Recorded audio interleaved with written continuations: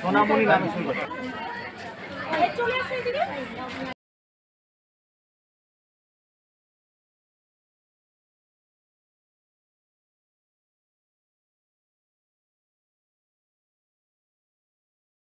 ওই যে স্যার বড়টা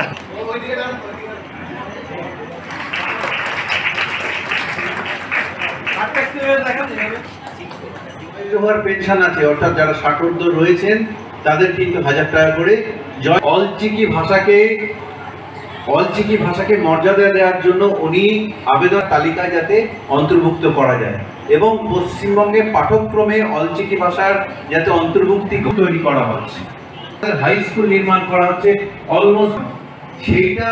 আজকে রাজ্য সরকারের নির্দেশ মতো সমস্ত রাজ্যব্যাপী আদিবাসী অধ্যুষিত যে ব্লকগুলো আছে সেখানে 2 দিন ব্যাপী জয় জোহর মেলা অনুষ্ঠিত হবে। সেরকমই গাজল ব্লকেও আমাদের আজকে ব্লকের জয় জোহর মেলার আজকে শুভ উদ্বোধন হচ্ছে। এই মেলাটা কি দেওয়া হলো? মূলত আমরা এই মেলাটি শুরু করলাম একটি পথ র্যালির মাধ্যমে, তারপরে মঞ্চে আসা হলো। এসে আমাদের এখানে আদিবাসীরা যারা রয়েছেন তারা বিভিন্ন স্কিমের, গভর্নমেন্টের পশ্চিমবঙ্গে বিভিন্ন স্কিমের আর কি তারা বেনিফিট দেওয়া হলো মঞ্চ থেকে, এবং এই স্টলগুলো থেকেও বেনিফিট দেওয়া হবে।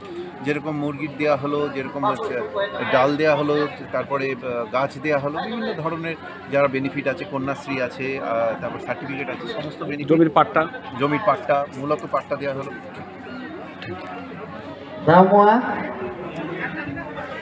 রামচন্দ্র সাহা। আমরা দেশ থেকে বিদেশ, জেলা থেকে ব্লক, রাজনীতি, খেলা, বিনোদন সমস্ত খবরে টাটকা আপডেট পেতে সাবস্ক্রাইব করুন আমাদের চ্যানেল হলদিয়া লাইভ।